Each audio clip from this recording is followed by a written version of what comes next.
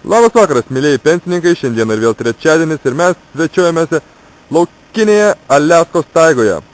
Su jumis kartu šiandien rudens nudeguliuose, kaip visada, Kirmantas Valiulis. Sveiki gyvi. Ir smulkus nekšelis, Lietuvos brakonierių autoritetas, Birgis Kilpelė Spastelis. Labą dieną. Kurį kaip tik mes ir bandysim šiandien pakalbinti. Sveiki, Virgi. Sveiki. Kągi jūs čia atliekat? Ai, matot, darau spastus, ištempiam virvutę, stirnai, kada pirstus. Kada pirs? Labai gudrus spastai, norėčiau pabrėžti. Na, tai kaip jums čia sekasi šitoj taigoj medžioti laukinius žvėris, kokius metodus naudojate? Mes dažniausia spastus visokius aš spastus rengiu. Na, pavyzdžiui, kokius? Pavyzdžiui, va žiūrėkit, dabar čia turiu padaręs spastus lokiam. Kokį va naudoju masalą. Masalas yra arbūzas. Įdedu jį į šitą dėžutę, pridarau duris, uždedu akmenį ir ateina meška, atidaro, tas akmuo nukrenta, jam ant galvos lengvai jį apsvaigindamas. Aš prišoku su virtuviniu tutinu ir pribaigiu.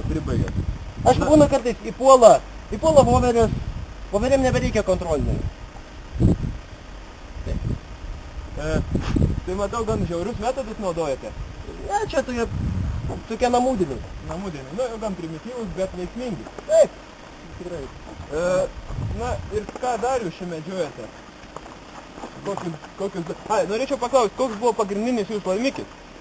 Buvau antais paspendė žabangus ir spėkit, kas įpuolė. Ogi, mūsų senų gerų pažįstamų žaliųjų tarnybinis automobilis. Tikrai šaunu. Na, kaip neblogas tas laimikis. Tai kokie jūs santykiai?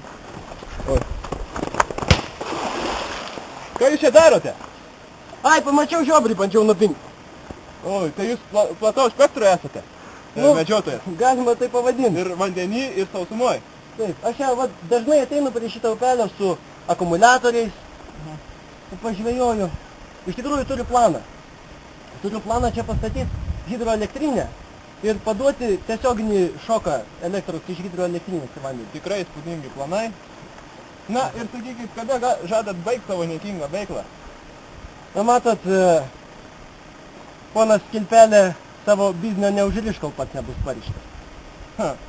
Na, ką žiūrovai, šią skambę frazę norėčiau užbaigti šią transliaciją iš Aliaskos taigos. Žiūrovai, palinkėčiau jums ramybės, susikaupimo ir nebandykit to daryti savo namuose. Iki kito karto.